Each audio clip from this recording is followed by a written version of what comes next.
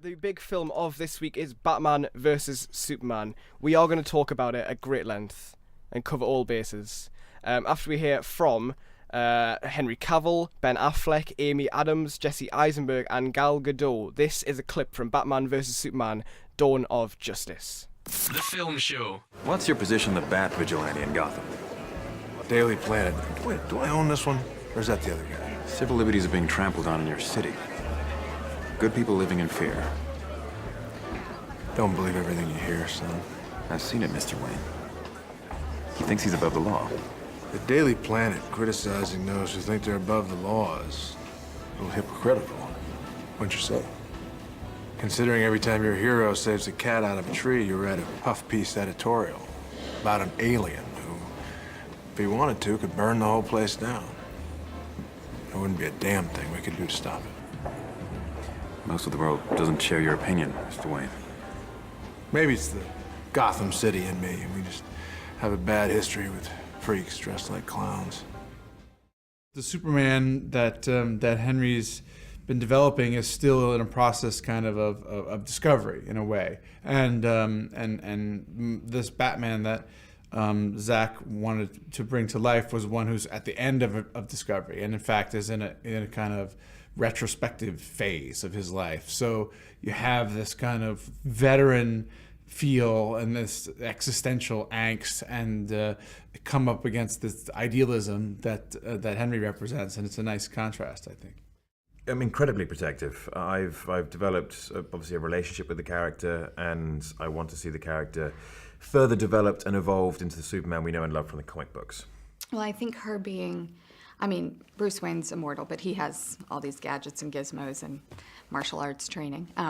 But I think seeing somebody that is so human use just the strength of her character to sort of do what's right and help those that she loves, I think that's very heroic of her.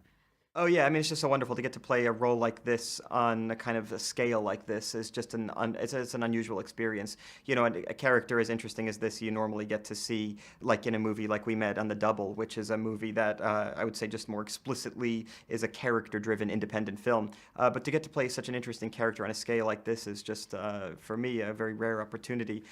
He's a guy that has as many different personas as people he knows. He is a kind of charming, affable, philanthropic, but also terrifying, insecure, scary, increasingly dangerous guy. For Wonder Woman, there's no gender, so it's all equal. She doesn't see things as man versus woman, God versus man, like everyone are equal.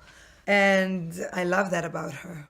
So the film that everybody is talking about, it's time to talk about Batman vs Superman, Dawn of Justice. So you might have heard of it. I don't know if you have. It's sort of flown under people's radars a bit. Yeah, it's it just sort of dropped one day, JJ style. It's a small little indie feature. Small indie film. Not many people know about it. But obviously everyone knows what it is. Probably the two biggest superheroes ever. Yeah, it's finally meeting together. It's been in development for a long time. Zack Snyder took an extra year to edit and bring the film together, get his final piece together, and now we finally got it. Batman vs Superman, Dawn of Justice, which not only has to actually bring those two heroes together for the first time, but they also got that that really light task of essentially starting the Justice League in its entirety, ready for the new solo films.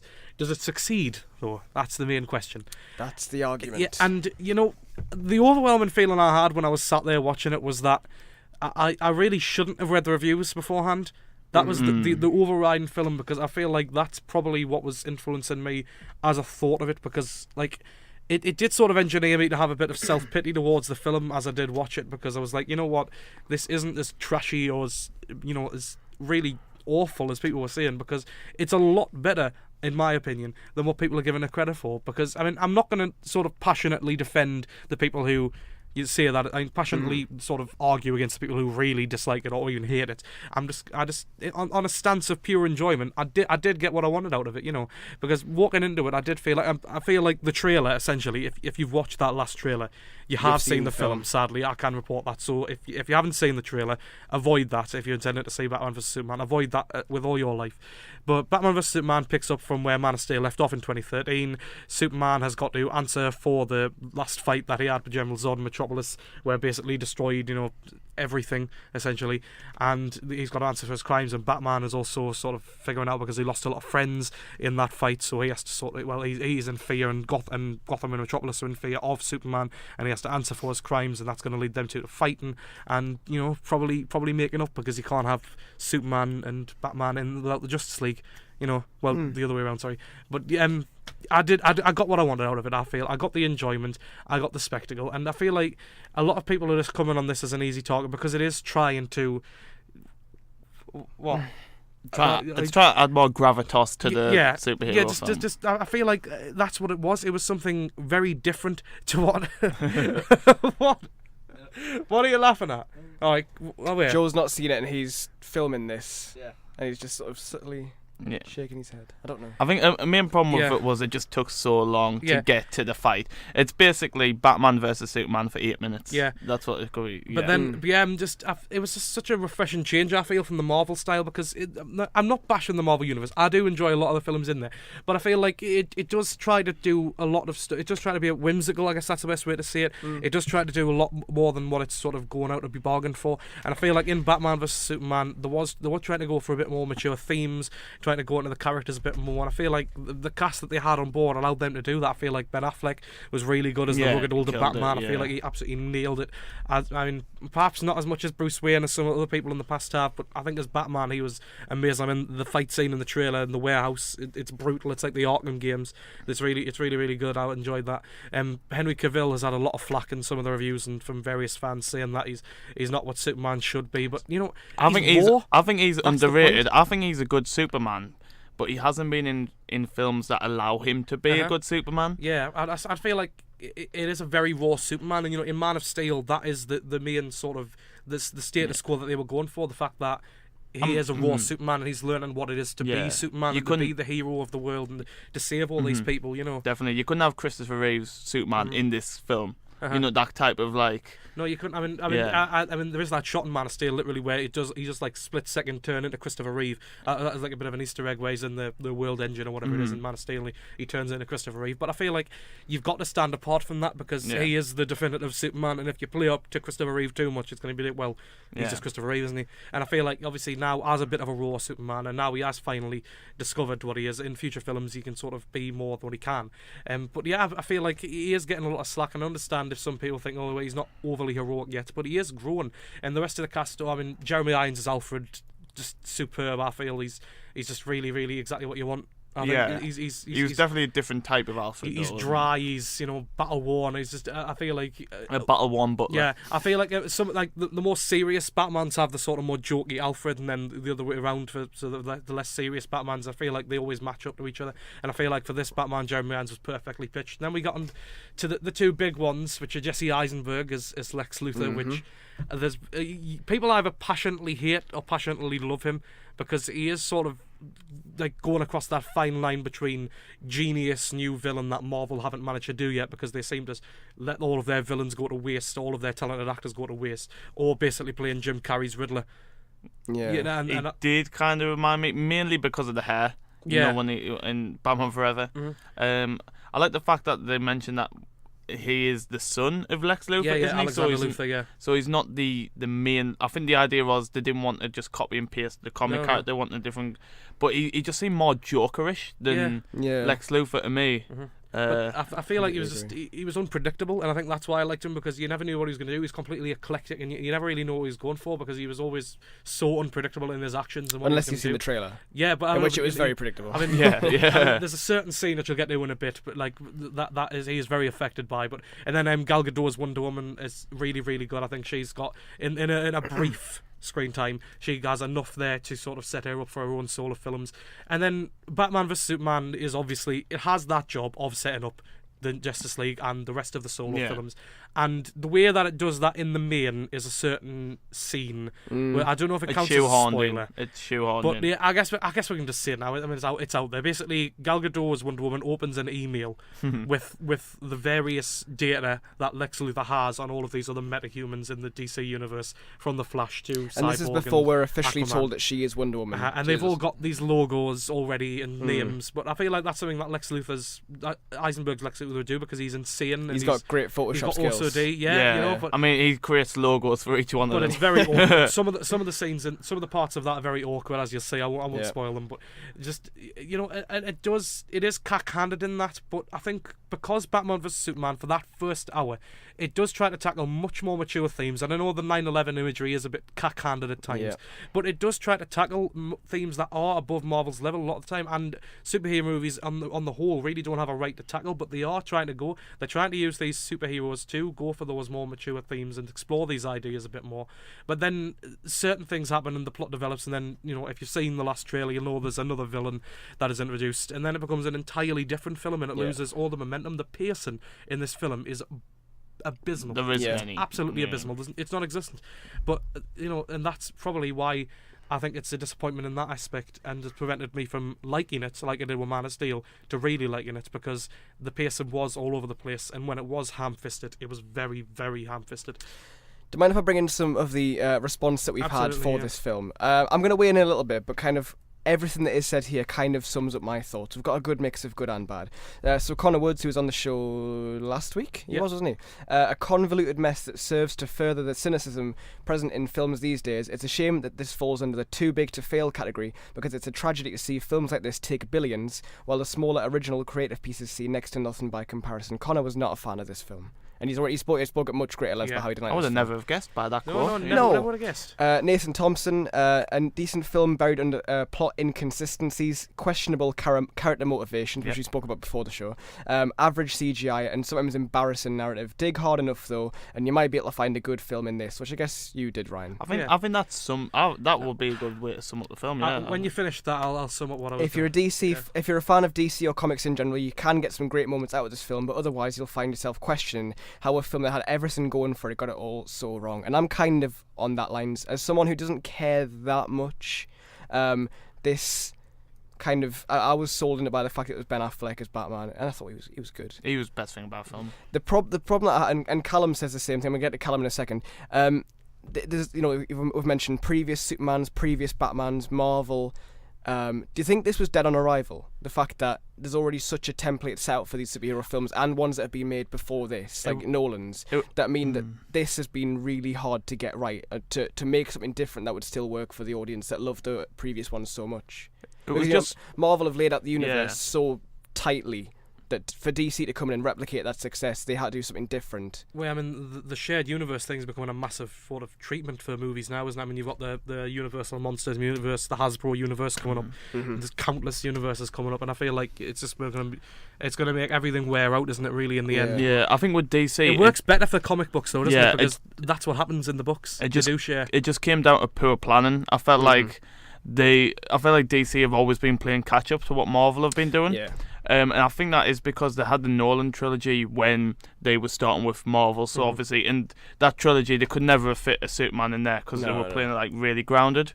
So I feel like maybe that's why this film feels so much, is because they try to like fit a Justice League film in here. Yeah. They try to give Wonder Woman a backstory. They try to introduce a new villain, which is overshadowed. He's got very mixed motivations because obviously they try to set up 5 different films from this one.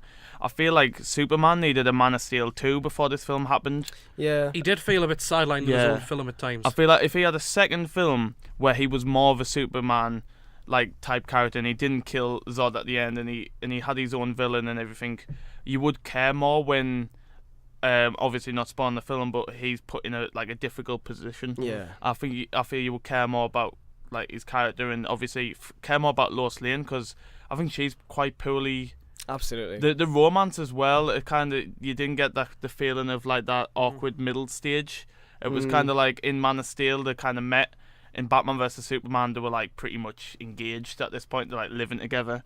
So I feel like you didn't really feel a relationship that well. It was just because they had to fit so much in a 2.5 hour film. I'm not a woman, I'm a journalist. Goes on to be a damsel in distress for the entire film. Yeah, completely relegated, yeah. Yeah. And the same for Diane Lane as well, relegated to a sort of damsel in distress kind of role. Well, aside from a few little bits, but really not quite as what for Batman vs Superman as a film, I'm not going to be overly in favour or against it, because as a film I'd enjoyed it. And I got what I wanted from it, because I feel like what they had to do, and as you say, it could have been dead on arrival, but I feel like it had to stand out a bit. It couldn't be what Nolan's films were. It couldn't be what Marvel's films are. It had to be a bit different. And by being so wholly unpredictable, and by being so eclectic and such a spectacle on the screen, and whether that means like great spectacle, or whether that just means they're throwing all these storylines on the screen and hoping to see what sticks and hoping to see what works. That's kind of the feeling I had. It Just feels like a the lot of beginning stuff thrown in of something. just to see what it feels sticks. like that dawn of justice, wink at the camera. But it feels like the beginning of something. I mean, you've got these scenes with Henry Cavill, with Martha Kent, with Diane Lane, and I feel like obviously she is a damsel in distress for some scenes. Yeah. But they've got those quiet scenes with Superman where she's telling you don't have to be anything you want to be. You don't get that in other superhero films, and that's what probably my favourite part of it was, those quieter moments where that sublime Hans Zimmer Superman theme is playing. And I mean, the whole soundtrack by Zimmer and Junkie XL is terrific. But and even Zack Snyder's direction and the cinematography top notch in this, apart from the final fight. But I can't spoil that. But if you've seen the trailer, you've already seen it. But, I just feel like the quieter moments really did make the film for me, because it helped it be a bit more character motivated. I don't know, It did though. feel like it was the beginning Some of of them something. moments, it feels like every side character has like a monologue to say about being like the American hero or what justice means. It's like not everyone speaks in monologues. No. Yeah, I just wanted Martha Kent to go, I don't know, like. And I know. We had a massive argument. It's just like, Mom, what do I do to save the world? And do what you want. You're a big boy now. Come on. I'm a waitress. Get your I'm not pants- qualified for this. Get your big boy pants on outside your jeans, outside your tights, and then. Callum Stringer off. says, and he sticks up for the film, I thought it was good and is a good setup for future movies. People are just going wild as it doesn't have the same structure as Marvel, as they built up their characters before they made the collaboration. I think this approach could work. It makes sense for DC to do it that way, as the two universes aren't supposed to be similar, so it makes sense for them to be different. I disagree with the whole thing about the film not having a comedic side. It's DC, their films have never been the ones to have comedy. They are the more brutal and dark side of superheroes. People just expect too much from the way Marvel have done it, and disregarding DC because they aren't following suit. Yeah, So there you go. The bit about the comedy bits, there was a couple of like times when they tried to fit humor in this and film, it it just just did not sinks, fit. Yeah. I Like, thought she was with you. yeah. I mean, Which was in the trailer, which is annoying. and there's a bit with Martha Kent and Batman, and I'll not go too much in to avoid spoilers, but it's kind of like the comedic bits happen at the part when the city and the people are at the most peril, and it's kind of like, it does not fit into this film. And that's the thing. I feel like there was a lot of things that did work, but it didn't work as an entire encompassing whole. There was a lot of like everything that I was like, yeah, you know what, that's amazingly done. There was like a bit where why, Zach? Why did you do that? I agree. There was so many bits that were just like cringe-inducingly bad. Yeah. But for everything that happened that was bad, for me there was at least a couple of things that were good, and it has left me excited for the solo films. It's so parts for me, of a good it's done its movie. job. It was the dawn of justice, wink at the camera again. But it did its job. I guess it set up the Justice League despite the introductions being very ham-fisted. But it set them up in the way that I wanted to see. And obviously, and as not really a comic fan, I've got to see this, Titanic battle play out, and the fight itself is satisfying for me. I think it was well done. The films are done, the story's set.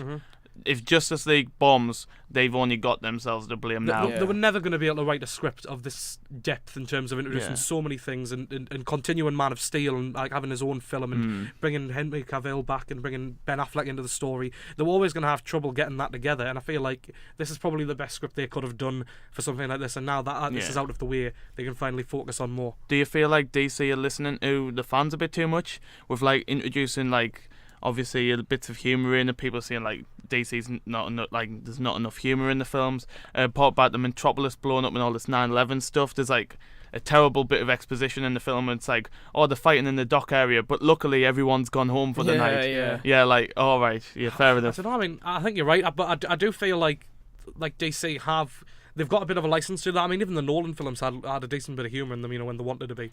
I mean, there was plenty of that at times, but I feel like it's good that they've got a different tone, and they've gone for a little bit of a different direction. And the worst thing that DC could have done is do the Marvel route. And you've got to, despite what you think, and I think with this film, people are going to either passionately love it or passionately hate it. Which I quite like. I like that the film's dividing people. That is what it's going to be. It's going to be hate, dislike, love, or like. There's not going to be no much middle ground. No. They're still going to make $1 billion or whatever. But that's the good thing, because they couldn't emulate the Marvel formula. They had to go their own way, and whether you don't like the way they've done it or whether you really like the way they've done it, they have done it, so you've got to give them props for that at least. It has already smashed half a bill, so it's definitely on course for $1 billion. I do think it is endemic of some of the problems that are coming with blockbuster cinema, though, and I know Connor touched on that as well, but I think for what it tried to do as a spectacle, for me at least, it worked, so I would recommend it. We're going to speak a bit for more. Your own opinions. Yeah, we're going to speak more about Batman Superman after some local music. We've got loads more of your opinions to get through, which kind of weighed into both sides. I'm going to talk about it as well because I haven't really said what I thought. Some more of your opinions to get through. Again, quite a mixed bag. We've kind of weighed up both arguments for, people who might not like it and why they might not like it. Ryan, you were a sort of half fan. Well, like I said, I'm not really passionately for or against it. I just think for what it's set out to do, it's made me excited for the rest of the solo films, And Dan, you had quite a lot of problems with it. It had more plot holes than holes in Metropolis, which is a lot. Paul Miller sent us this. Affleck makes a cracking Batman. Alfred and Wonder Woman are horrendously miscast, but great effects in terms of a romp visual aesthetic. Lex Luthor is just Carey's Riddler, and despite the whole thing transparently being DC's desperate attempt to raise its game, it smacks of a jealous kid rushing to its toy box to prove it has more than the neighbour's kids. Only when the toy box is opened, we find that somebody has nicked all the good stuff. That's all very fair, but surely Jeremy Irons isn't horribly miscast. I mean, I'll weigh in a sec.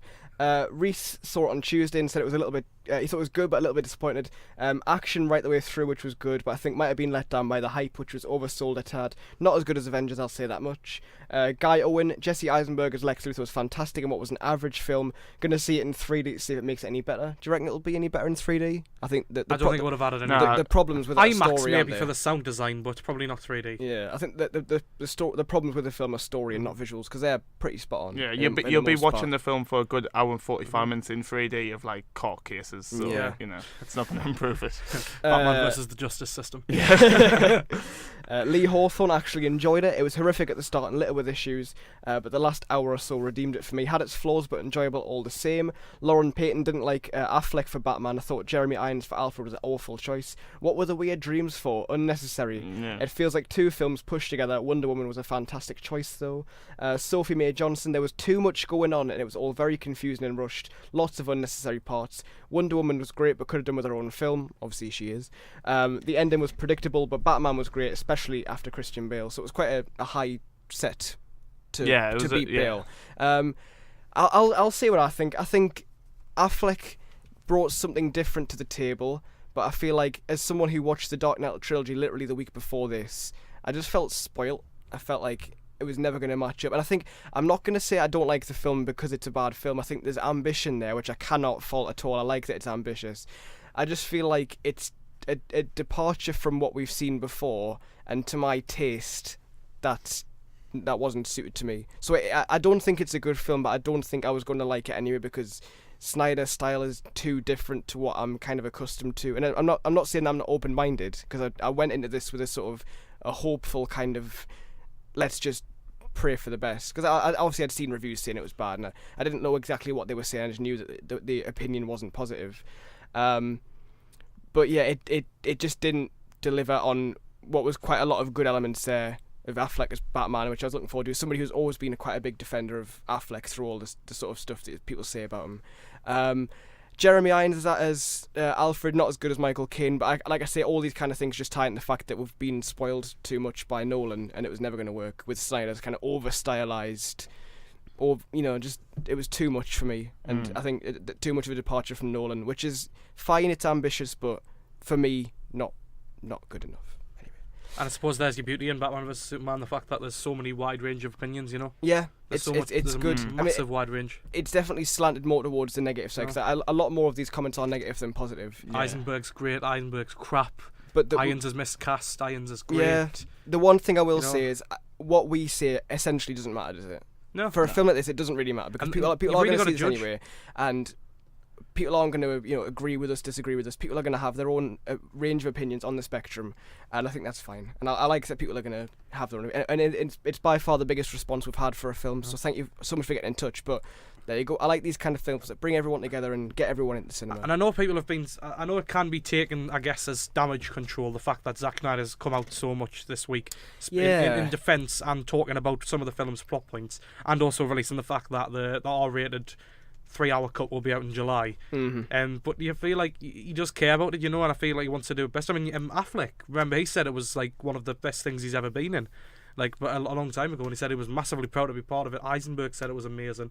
So, and you could see in that sad Affleck video, which is a masterpiece. That is a masterpiece of brilliance. It's amazing.